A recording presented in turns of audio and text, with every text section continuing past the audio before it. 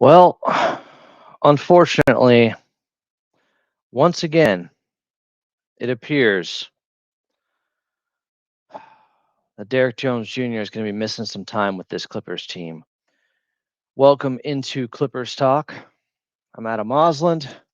This is a frustrating edition of the show here, as we just found out from Shams Charania that Clippers forward Derrick Jones Jr. has been diagnosed with a grade 2 right MCL sprain and will be reevaluated in 6 weeks. Sources tell ESPN Jones returned last week after missing over a month with the same freak injury on the same knee against the same opponent in the Boston Celtics.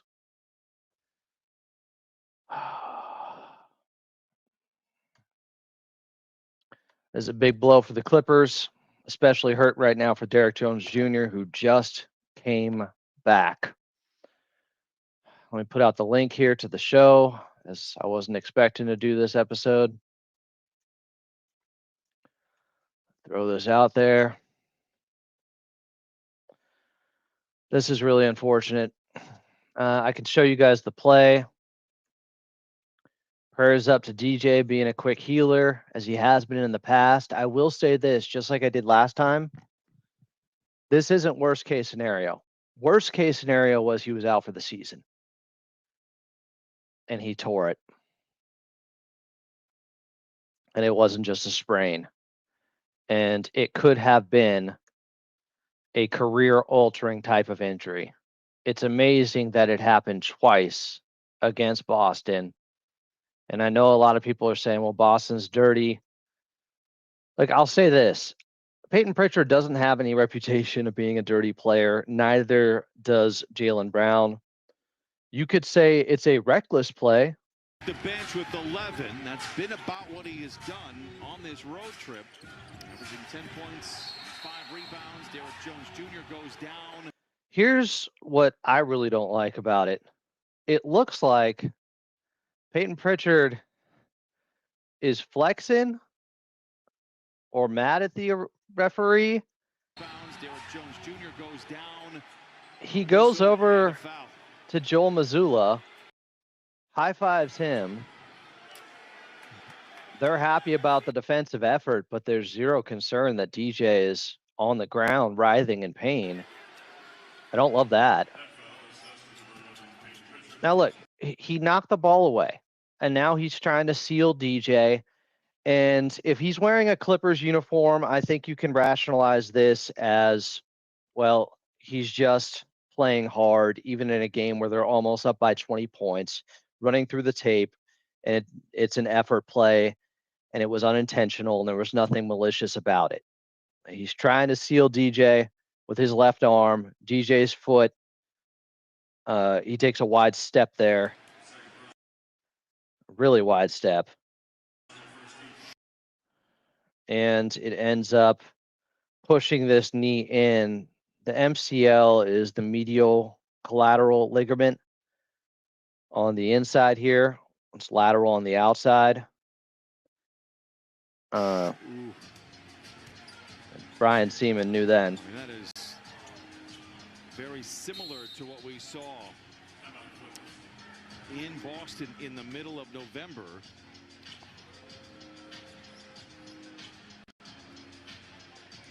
He is getting up on his own power. Timeout. We're going to take it with him with 9:25 to play. I don't know if you can say it's a dirty play or an intentional play.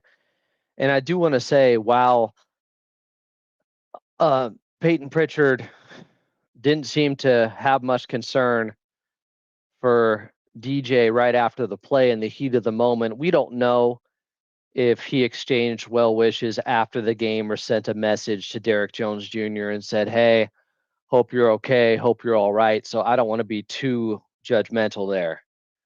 They had just gotten a steal, I think, the play before that, as DJ was trying to bring the ball into the front court. He and Kawhi were the only two ball handlers out there late in the game. So that's why they were going so hard. They had just been rewarded with a steal for doing that. I know it's Boston. It's a similar play. You want to say this can't be coincidental, but I think unfortunately it's a fluky type of injury. If you want to say it was reckless or overly aggressive, fine, but I would not say it crosses the threshold of dirty, intentional, malicious. I just don't see it that way. If that's your player making that play, what are you saying? You're defending it and being like, hey, we're still playing hard. We're running through the tape. Game's not over. So I try to be fair with that, but I'm gutted for DJ. Just got back, was playing well in this game. Again, the silver lining has to be that it's not a season ending injury, it's not career altering. What this likely means is you'll see DJ after the All-Star break. That's about what 6 weeks is. Expect him back after the All-Star break. Now, if we look at how many games the Clippers have before then, going off the 6-week timeline, let's see, obviously taking on Golden State tomorrow. 1, 2, 3, 4, 5, 6, 7, 8, 9, 10, 11, 12, 13, 14, 15, 16, 17, 18, 19, 20. We're talking 20 games before the All-Star break. Some tough games in there too, but actually a lighter stretch overall for the Clippers. They take on Brooklyn twice in that stretch. They take on Washington twice. They have Charlotte, Utah again at Utah. Can't take them lightly now. The back end of that stretch, you got Denver, Phoenix, Philadelphia, Cleveland, Sacramento, Minnesota, Houston twice right before the All-Star break. It's a what have I called these? A 2-game mini series where they're in Houston February 10th and 11th, back-to-back games. That's how the first 75% of the season ends, or 66% of the season ends. Even the Joe Ingles play, I don't find that as over the top, malicious. You watch that play again, and I don't want to go back to that. Kawhi took an awkward step. Joe Ingles is trying to stay with him. I know it forever changed Clippers franchise history, so it feels like you have to say, screw Joe Ingles, it's all his fault. And if you're a Clippers fan, that's how you're going to feel. I totally get it. Impromptu Clippers talk here as we look over this next month and a half without Derrick Jones Jr. once again for the same MCL injury to the same knee that he suffered against the same team in the Boston Celtics. It's bad luck. It's also because DJ plays so hard and he gets banged up often in games and then just comes back. But this isn't that type of injury. So, up next for the Clippers, well, I guess we should talk about who could play more because of this injury to Derrick Jones Jr. first. Expect to see more from Kobe Sanders, obviously. He played 15 minutes yesterday. Expect to see more from Jordan Miller. Maybe more Cam Christie. More Nico Batum. Does this necessitate a trade? Well, if they could help this team without hurting future cap flexibility, sure, I'm sure they'd make any trade that would do that. But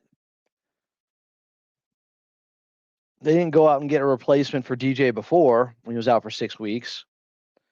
Now the Clippers are 12 and 22. They're still 10 games under 500. And if you look at the standings, they are still just out of the play-in by 3 games. They're 3 games back of the Memphis Grizzlies. They're tied with the Dallas Mavericks. They still have some work to be done just to get into the play-in. And hopefully can get a big victory against the Golden State Warriors tomorrow night at Intuit Dome and bounce back. Somebody here, 88 is saying Clippers must play 600 ball for the next month, must win against the weaker teams if they're going to have any chance of finishing the season at 500. So they're 6-1 since they made that proclamation and goal that they want to go 35-20 the rest of the way. So what does that mean? They're now 29-19 the rest of the way is what they got to go. Is that math right? Can they navigate January without him? Well, again, I'll go over the upcoming schedule here. There's 20 games until the All-Star break. And if you look at the 6-week timeline, it would be just about him coming back after the All-Star break. That's what we're looking at here. So there's 20 games before that. They got Golden State. Then there's a 3-game road trip starting Wednesday in New York against the Knicks. Then Brooklyn on Friday. Saturday is a back-to-back Brooklyn and then Detroit. That's tough. Brooklyn's actually been playing much better. They just beat the Denver Nuggets, I believe, today. And they've had the best defense over the last month in the league. Kind of crazy. Then Charlotte at home, Washington at home, at Toronto, at Washington. There's a real good chance you can go 3-1 there. At Chicago, maybe you can make it 4-1. Then Lakers at home, then Brooklyn at home, at Utah. This is a pretty favorable schedule. You can't overlook anyone, but this isn't murderer's row here. You just look the next, how many games is this? 12 games? Yeah, next 12 games takes you through January 27th. Golden State at home, at New York Knicks, at Brooklyn, in Detroit, then Charlotte and Washington at home, at Toronto, at Washington, at Chicago, Lakers, Brooklyn, at Utah. If you can get greedy and go 9-3 there, you'd be in real good shape. I think they got to go at least 8-4.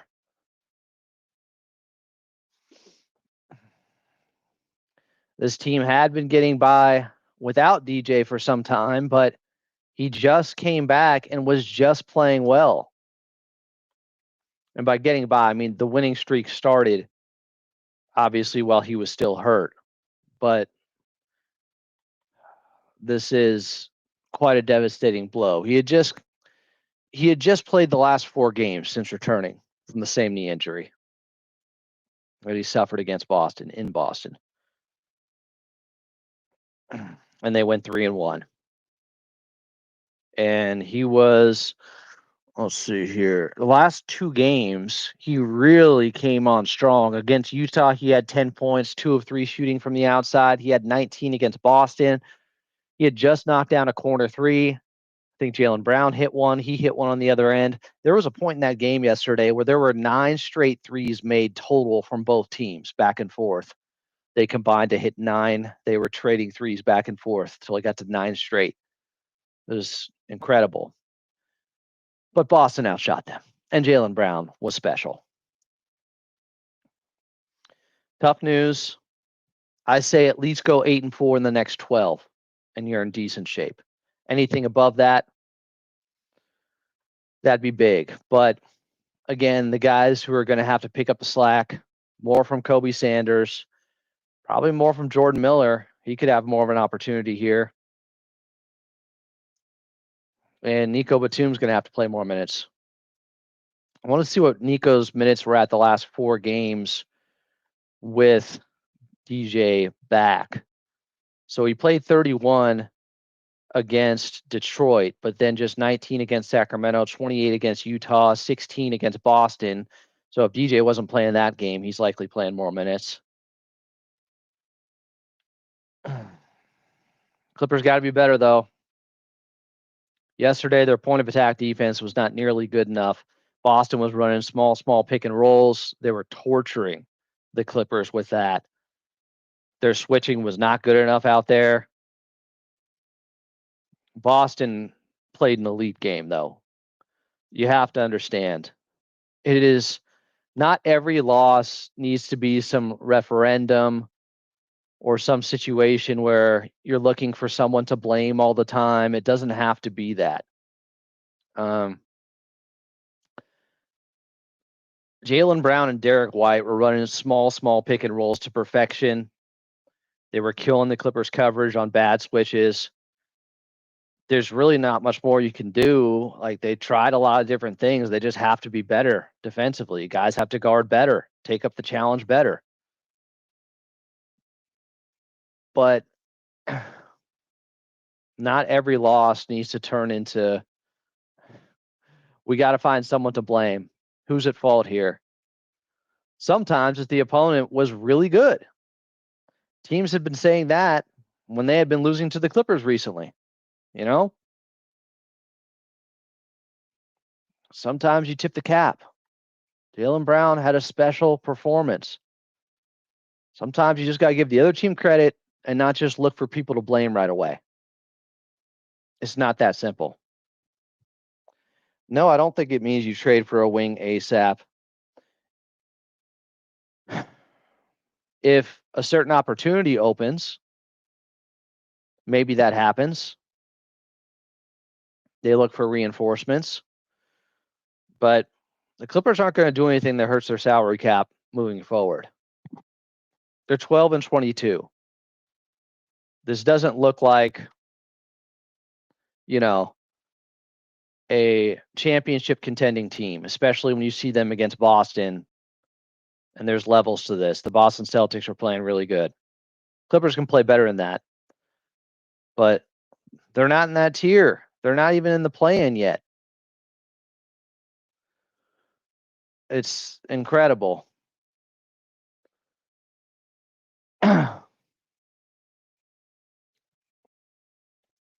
Something else I want to point out in that game yesterday, and I put together a mix because all these people kept saying the same thing over and over again. Zubac killed our spacing. We didn't have the same spacing. Kawhi couldn't get it going because of the spacing in that game. Zubac returns and they lose. Causation is correlation, or correlation is causation. It's really, really, really not that simple. In fact, I pulled video to prove my point and some of the stats. With all these people saying Kawhi killed them yesterday, I just figured I'd actually go to the tape. Because Kawhi didn't start the ball game. It was still Brook Lopez out there. Love Brook, and I'm fine with him continuing to start. They're 6-1 the last 7 games with him starting. If they want to ride the hot hand and see how this goes, Ivica Zubac again started the second half, but we'll see. I don't think it's crazy to keep Brook Lopez starting. I do think it's nuts to blame that loss on Zubac when Brook Lopez didn't play great, and really this had nothing to do with the center position. Boston's a really bad matchup, and their small pick and roll torched the Clippers defenders on the perimeter, namely John Collins, who they went after relentlessly over and over again. But if you do want to look at, spacing and look how Kawhi was playing next to Brook Lopez and what happened when Ivica Zubac came back. Well, in that game yesterday, if you look at the 2-man lineup data, Kawhi next to Brook Lopez had an offensive rating of 94.4. That was abysmal. Kawhi next to Ivica Zubac had an offensive rating of 123.5. So it doesn't seem to fit the narrative that the spacing is what hurt the Clippers yesterday. In fact, if you look at the film, like from the start of the game, it doesn't seem like the spacing is very good. Here's Kawhi using a screen from Brook Lopez. Oh, they just decide to leave him and both go towards Kawhi. Derrick White, Jaylen Brown, who took up the challenge of Kawhi. Where's all that great spacing, guys? Where is it? I keep hearing about spacing. There's 3 guys on Kawhi. Is this Zoo's fault?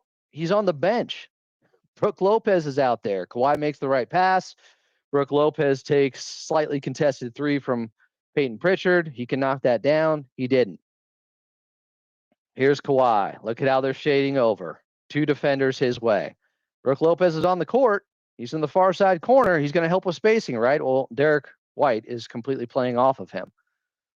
Kawhi takes a three, well contested by Hauser.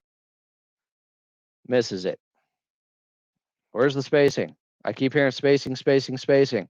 Here's Brook Lopez on the right elbow. He has the mismatch against Derrick White. They like that. Brook Lopez, also a decent passer, takes a couple of dribbles, looks for Kawhi Leonard. He's being guarded very tightly by Jaylen Brown. Gets the pass to him, even though it looked like it was deflected. Jaylen Brown on Kawhi Leonard. Let's see what the spacing looks like. They try a clear out with Brook Lopez going into the paint here. Here's Kawhi. Good defense by Jaylen Brown. Now Derrick White's going to completely leave Brook Lopez. Their center is going to tag him and go over at the last second. Where's the spacing? Where's the spacing, guys? I don't see it. I don't get it. I keep hearing about it. Kawhi tries to pass to John Collins. Eventually, Dunn comes up with it. Wild whip pass inside. It's taken away. That was just great defense by the Boston Celtics. All right. So it's still Brook Lopez in. Now, he did try to get down the floor quickly and post up against Derrick White, which I like. And it's not criticism on Brook Lopez. It's just criticism on the false narrative that, well, when Brook Lopez is out there, it creates all this spacing. And that's why Kawhi Leonard has been going off. Well, it didn't happen yesterday. And everybody kept saying after the game that, see, it was Ivica Zubac's fault. So why were they down 10 early in the game? They switched the action here. Jaylen Brown goes to Brook Lopez, Derrick White on Kawhi Leonard. They eventually call a foul. Clippers inbounds. All right, here's Kawhi coming off a pin down screen from John Collins. Jaylen Brown follows him, and you get another well-contested shot here that is missed. Not seeing all the spacing as Brook Lopez is hiding over here in the corner, and they're completely playing off of him. See where his guy is? Derrick White, right here. Does this look like great spacing? They have five guys basically in front watching the ball here with James Harden. He did have a tough pass that he could have tried to make, I guess, to John Collins there. It wasn't able to make that. And just tries to take the center off the dribble, goes into the crowd. Peyton Pritchard waiting for him. Again, Brook Lopez is just camping out and his guy's playing off of him. So how much spacing is he creating there if they're not even respecting his shot? But yeah, it's Zubac's fault. He came back, and that's why they lost. Done a nice play there, by the way, as James Harden got hit in the face, no call. Dunn picked it up and put it in. This is all in the first quarter. I keep hearing the same narrative. Ivica Zubac killed their spacing. That's why they lost yesterday. Here's more. See, I actually like going to the film and not just go with narratives or overly simplified things here. They once again leave Brook Lopez wide open. Is there a lot of spacing here for James Harden? He's going to get it back to Brook with a behind the back pass. Brook gets it as their center goes by him and takes the wide open shot. And that's a shot he has to take. He couldn't get it to go. But again, they weren't exactly respecting him. They were on the ball handler and James Harden. Brook Lopez camping out, far side corner. Let me know how much spacing there is here. They're still watching Kawhi. Hauser's on him. Derrick White sagging off of him. Keeping an eye on Brook a little bit. Now the center tags him as they switch. Now Derrick White's on John Collins as you respect him too. Now there's two guys here on Kawhi Leonard with Jaylen Brown, James Harden. This is good defense by the Boston Celtics.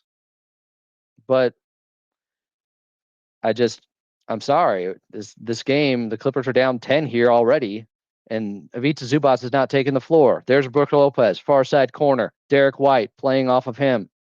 James Harden with the basketball. They're loading up on his side. Is there a lot of spacing here? Where's all the spacing that was being created? I don't get it. John Collins, top side. This is a nice little floater. I thought John Collins had a really good game offensively. The problem is, defensively, they were picking on him. He doesn't have the quickest feet on the perimeter. So there's just an example of what I'm talking about. I guess there's one more play here. Here's Chris Dunn trying to get Jaylen Brown off of Kawhi and Peyton Pritchard onto him. Peyton Pritchard's still a tough defender. Jaylen Brown comes back over to help. They're leaving Brook Lopez wide open here on the left wing. Like, there's a double team. Kawhi somehow gets the shot to go anyways because he's Kawhi, but it's not because there was great spacing or because they were respecting Brook Lopez on the perimeter. So maybe we can put some of the false narrative stuff to rest and just actually look at the film sometimes and not blame one guy or the other or say it's Zoo's fault because he came back and they lost the first game he came back, or it's Brook Lopez's fault. It's like Boston's really good. Boston's really good. And you got to tip your cap once in a while. I'm still good with Brook Lopez if he's the starter for now and they try to ride the hot hand and see how it goes. That's fine. Makes sense. But we got to be honest about how teams have been playing him. And it's not just this game that the spacing has been like that. Jamal Christopher on Twitter put up some clips and pictures also of the lack of spacing because they're not even guarding Brook Lopez out there on the perimeter. So therefore, they're just double teaming Kawhi. At times, Kawhi's just been so good, it doesn't matter. Like, I think you guys are assuming that Brook Lopez was out on the floor and Kawhi went off. So that means Brook Lopez is better to play next to Kawhi when it's just Kawhi being spectacular at times. I'm not saying the spacing hasn't been solid at times. It has. But over a long sample size, for years we've seen Ivica Zubac play next to Kawhi Leonard. They've been pretty damn good next to one another. So you can't just say, well, it's Ivica Zubac's fault. You can't say it's all Brook Lopez changing everything. There's a lot of nuance. There's a lot of context here. But again, if they keep going with Brook Lopez to start for now, we'll see. I don't hate it. He's been solid, and he's had some good games. Obviously, the game up in Portland where he hit 9 3-pointers. Unfortunately, you take that game out and he's shooting under 30%. I think from 3 on the season now, but it's still Brook Lopez is able to knock down those shots, and some of the ones he missed yesterday that were wide open. It's like you'll take that. You'll take those open looks if they're going to leave him open like that, which Boston definitely was. A little bit of a preview on tomorrow's game against the Golden State Warriors, as I have some notes here from Joey Kimball, our statistician.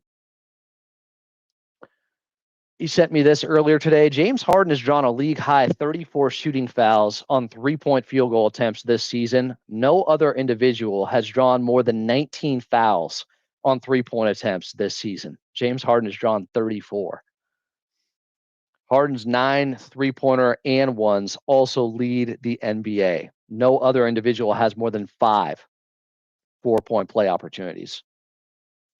Over their last 6 games played, the Clippers lead the NBA in percentage of attempts from 3, which is pretty shocking, at 49.8%. The Clips are the only team in the NBA to have made at least 14 three-point field goals in each of their last 7 games. Golden State's second to the Clippers, though, in this span, putting up 48.6% of their shots from beyond the arc.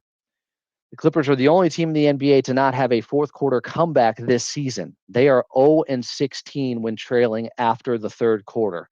However, the Golden State Warriors have the most blown leads in the NBA this season, recording 8 losses after holding the lead entering the fourth quarter.